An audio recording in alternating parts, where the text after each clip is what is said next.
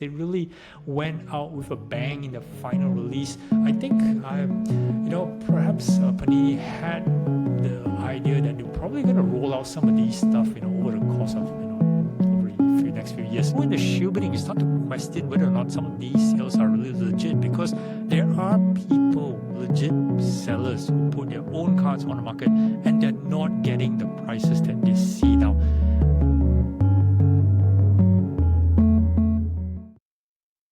Welcome back, guys, to an episode of the Courtside Investor Podcast. I'm host, the Card Boss, and today is the 28th of October, 2025, and we're just a couple of days from Halloween. And why is that significant? Because I believe we're in quite a scary time in the NBA card market. And in this episode, I'm going to dive in why is that so. So a couple of things to run through on this particular episode, as well as a little bit of a channel update towards the end. But let's get into right of the meat of things. And first and foremost, the NBA season is off and running, and it's crazy, if I want to say so myself, right? We are probably about 4 games into the season, and we're seeing massive plays by most of the NBA superstars. We have Wemby, who is playing his mind away. We have Luka, who started with a 40-point game. We have Austin Reeves now with 51 points and 41 points on the back-to-back. Anthony Edwards having a good start. OKC is having a good start as well.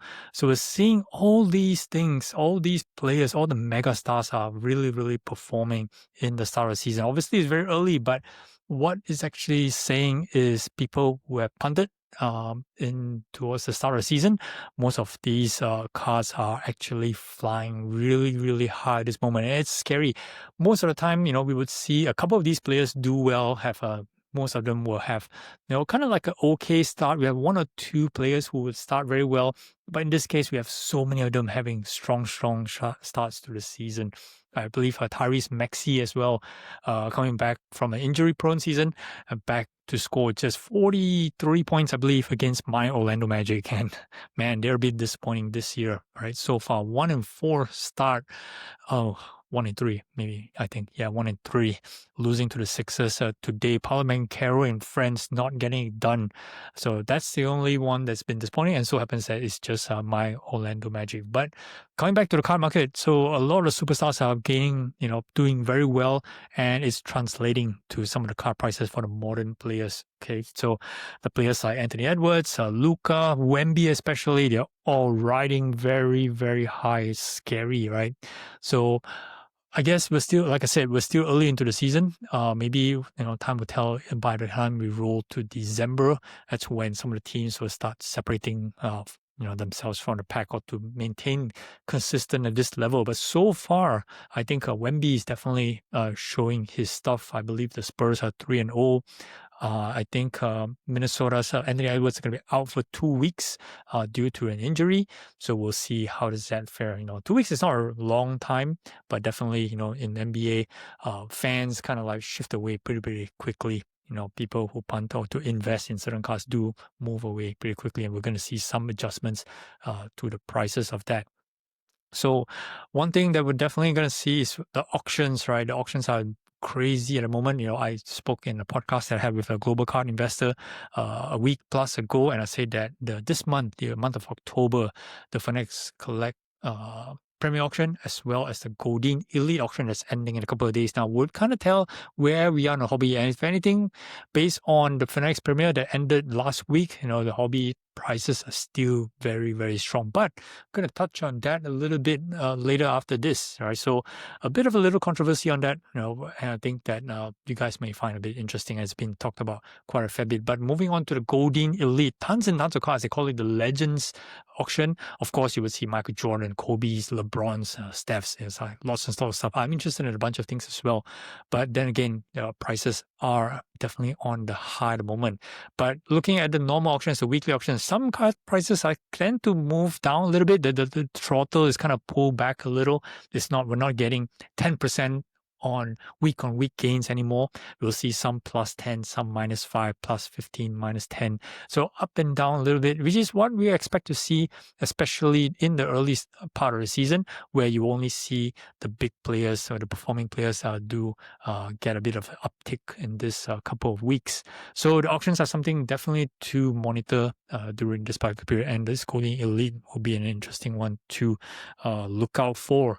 So, or other news as well, of course, we're well aware that Panini's run as the licensed NBA card manufacturer has ended, and in comes the first batch of Topps paper, and boxes are flying off the shelf. You guys have watched all the news. People are queuing up the stores and grabbing all the boxes. FOMO, maybe, people asking me, why is that so? It's just Topps paper. It is the first product from Fanatics, or in this case, Topps, to be released. And of course, people are wanting to get their hands on the latest product. This is a normal cycle, I believe. Is it investable? Is it something that you should hold, multiple boxes for a long run, keep for the next 10 years? I don't know, right? It's definitely, the novelty compared to where, the Panini, when it first came in, the first year Prism, the first year Immaculate, people didn't really bat an eye, back then. So right now people are just feeling a bit, I got to get into this because it's the first, Top's been around prior to this. So they're not new to the game, and in fact, actually the new cards, they're kind of okay, the design wise. People hated Panini for their boring designs, and now Topps has come in. People say, I just gotta miss Panini. But speaking of Panini, right, so the latest of flawless products, I'm not sure you guys checked out all the crazy inserts. They really went out with a bang in the final release. I think perhaps Panini had the idea that they're probably going to roll out some of these stuff, over the course of, over the next few years, should they have maintained their license to manufacture, and rather than, slamming everybody with all these big cards, they're crazy, right? We are seeing dual color blasts, we're seeing quad tags, we're seeing lots and lots of holo foils, 1-of-1 game data championship tags, you name it, they got it. Eminence has brought crazy loads of stuff as well, right? So I think Panini meant to just roll it out a bit slowly, just a little bit, giving you downtowns for a couple of years, and then start to introduce you gold downtowns, and then finally gold vinyl downtowns maybe in about 3 years from now. So maybe we're supposed to see the 1-of-1 gold vinyl maybe in 5 years from now, perhaps, slowly bringing up the hype. When people were just lukewarm with downtowns, say, yep, here's the gold, that's out of 10. And then when they look on that, here's the gold vinyl, that's 1-of-1, get people excited again. But because of the end of license, decided to just slam everything right into one set. So is it oversaturated? I'm not sure, right? Everybody's just going crazy, ripping up, boxes are $30,000-$40,000 a box for the flawless. I don't know, right? So I'm not into that kind of game. I'm not into the downtowns. I'm not into the color blast. I'm still, picking up the stuff that I enjoy the most. Of course, from my case, it's more on the 90s and also the early 2000s. I do miss early Panini stuff now. I'm looking out for early Panini year stuff, 2011s, 2012s. I recently picked up a 2012 Immaculate number to 100 Steph Curry autograph patch, beautiful patch, probably from eBay, BGS 9.5. So all this old stuff, it tend to resonate to me a bit more compared to new stuff. Of course, new stuff are nice and pretty. Definitely, people are paying big bucks for it. So buy what you like. I have my own strategies, which I'm going to talk more on this channel, obviously, and just an update. But that's where we are today, right? So the era for Panini is over. In comes Topps, and of course, Topps is going to introduce a new wave of different products for us to sink our teeth in, as well as spend tons of money on, right? And the next one, the big topic that's been circling around, I guess talked about more. So the shill bidding amongst all the major auction houses, or the alleged shill bidding, right? That we saw on Fanatics Collect, and perhaps on Goldin, maybe Heritage as well. So my buddy Craig from Brisbane, Australia, NBA Cards AU, has been really on the forefront on this, to really dig deep into finding out, what's going on behind this, looking through the TNCs, bidding TNCs, and find out whether or not shill bidding is actually acceptable, which everybody comes out and says, nope, we're not doing it. But there are clauses in the terms and conditions that, kind of a bit gray, that allows things. So is it really happening?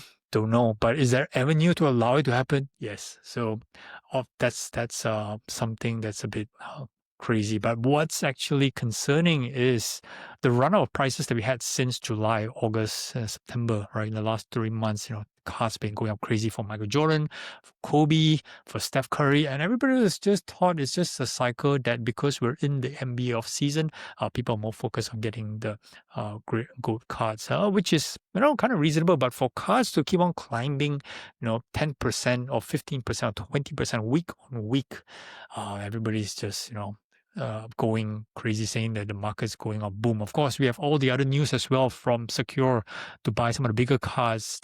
Recently, the limited logos 2006, Kobe Bryant sold for $2.4 million. So obviously, you get all these sprinkles of news that started out with the $10 million, $10 million Michael Jordan and this Kobe logo man autograph patch. So all this sprinkle of news has been, heating up the market pretty wildly. But you throw in the shill bidding, you start to question whether or not some of these sales are really legit, because there are people, legit sellers, who put their own cards on the market and they're not getting the prices that they see now. Could it be because their cards are not of that quality, or maybe because of the timing?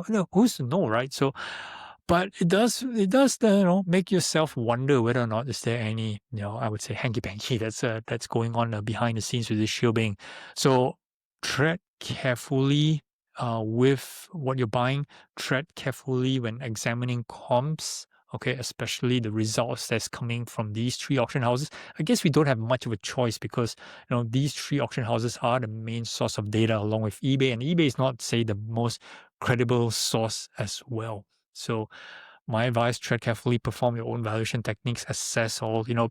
It's okay to lose the card, it's okay to bid what you're comfortable with and then lose, and then it's easy for you to say, yep, I should have put a bit more, I should have gone with my gut and gone a bit higher. Yes, all of that on hindsight is always the case.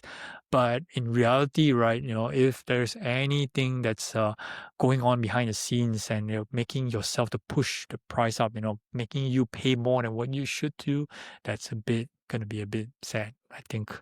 So again, I'm treading these waters very carefully as well. I was fortunate enough to release a bunch of stuff when I was in Macau show, but since then, after I came back, I've been kind of buying very sparingly, just keeping an eye out for certain cards that I want at certain prices, just taking my time, using my exerting a bit of patience. Previously I used to buy at least, maybe 30 to 40 or to 50 cards sometimes in a week. So far, since I've come back from Macau for like 2 weeks, I think I bought like 3 cards. No doubt they're a bit on the higher price cards, but just 3 cards, just picking up the deals that I really, really, truly believe that there is some value to be had. If I were to flip it whether now or a bit later. But one thing I can tell you is definitely a lot of modern cards, they see the prices are up. They are up for a reason, because I mentioned earlier they are playing very well. But of course, is it sustainable throughout the entire course of the season? We'll see. SGA was a classic example last year that that was a step ladder that kept on going all the way to April. So will we see any others this year? Victor Wembanyama really has the signs to do so, right? So that's pretty much it that I wanted to cover for this episode. I just want to do a bit of an update on the channel. As you can tell, I got a little bit of a new background here. This is where I'm going to be filming from now on, a bit of a cleaner look, which is what I'm trying to go for. And I'm going to focus a lot more on doing audio, focusing on improving the audio for Spotify, as well as for downloads in other form of audio, because I realized that a lot of people actually do listen to my content more than actually watching on YouTube, which is great as well. So I'm going to put a bit more emphasis on that. That doesn't mean I'm going to don't have any more YouTube content. Audio and the video is definitely coming and go hand in hand. Right. So as far as guests is concerned, I do have other Asian guests that's going to come aboard, but I'm going to have one very special guest that's going to come out lightly for the next episode, and I make sure that you guys don't miss out on this one. All right, that's it for this one. Thanks for watching, guys. Do like, subscribe, follow this channel for more content in the future about sports cards, about business, finance, as well as investing. Till the next one, Cowboys out.